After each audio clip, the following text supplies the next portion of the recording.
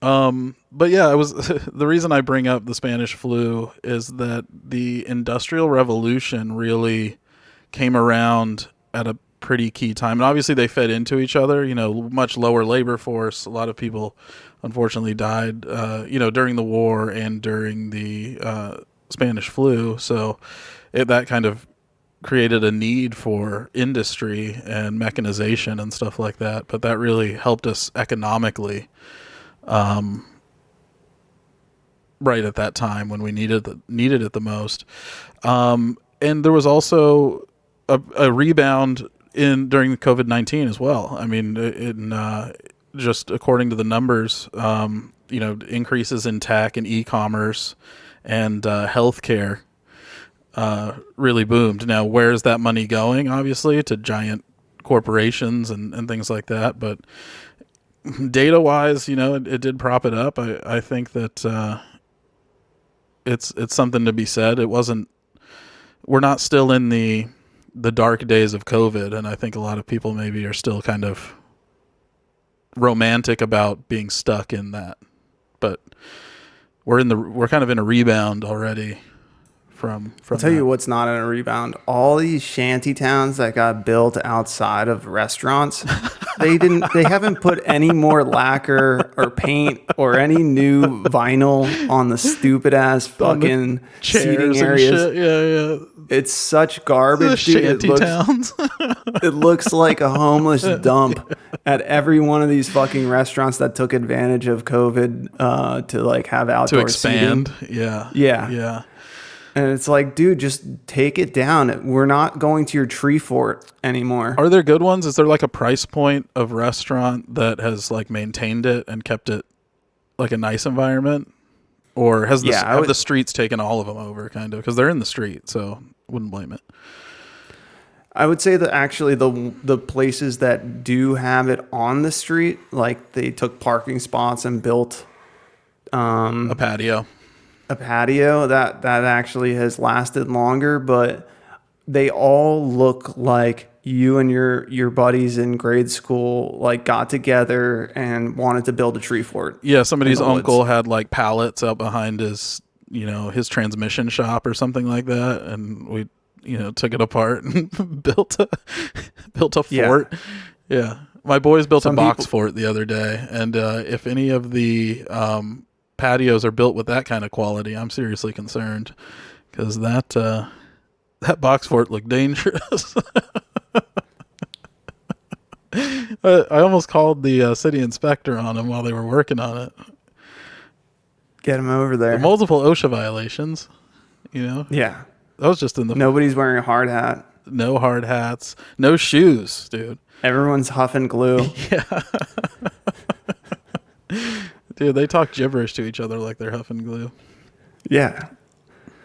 No, but I would say that's like the worst of with COVID and it being gone but still being around. Like the other thing is just random people still wearing the masks and acting like this is going to continue for the rest of their lives, Sure. Which it makes sense if you're like coming from an Asian culture where like there's pollution requirements to do that. But like at this point, like either you took the vaccine and you feel really good about doing that and you think it's going to work, or you didn't and you are also fine with that decision too. Yeah. Yeah. I think how people feel. I'm okay with people wearing masks. Like if you're sick or if you don't want to get sick, it can help in some regard. I mean, it's blocking something. I don't know if it's going to block COVID, but the mask thing is, it's been a common, especially in Asian culture, like a pretty common thing for a long time. Thing's the best word I could think of there. And yeah, I think that there COVID lingers in some areas. I mean, if you think about commercial real estate and office buildings and how the housing crisis and the unhoused, kind of crisis, and then also just the precedent it set for what the government can make us do and tell us to do is probably the most lingering thing in my mind, are those two. But yeah, it came, Yeah. it went. I got vaccinated because I had to fly pretty soon after all the restrictions came out, and I'm happy that I in the time I was happy that I did it. I mean, just to be honest, Yeah. I was glad I did it because I thought that no bad could come of it. But now, years later, I haven't had any bad reactions, but I do believe that some people did. So that's kind of Yeah. another negative of it. Yeah. I mean, big time, like, there was a lot of complying going on, and a Yeah, lot of what is it? yeah, It's like almost it was a forced complying, or I don't know how to say that. yeah. No, that's right. It's like a capitulation, that the event Yeah, where an it was like indoctrination. Yeah, a checkmate. What'd you say? yeah, like an indoctrination. Yeah, I was just thinking of a long word too.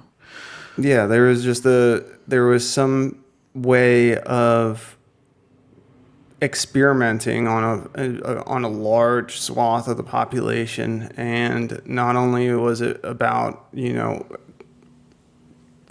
getting people to try something new for the first time, but like also lying to them in a way, well, allegedly lying in fashioning, like in a fashionable way. Yeah, Like there was definitely like the whole trying to get people to comply with incentives, like Shake Shack, giving out like gift cards, and like the government giving you incentives like $100 coupon, like $100 if you get it, or yeah, or there was restricting like you from doing things. I think is the like yeah, anybody can turn down incentives, but I had to get on an airplane, and what totally, was I supposed to do? I had to do it, yeah, and it was sold to everyone disingenuously. So I agree with you that yeah, it was yeah. definitely not an honest campaign for sure. No, especially when they have a logical reason um, to tell, like they give you a logical reason of why they needed to rush it out.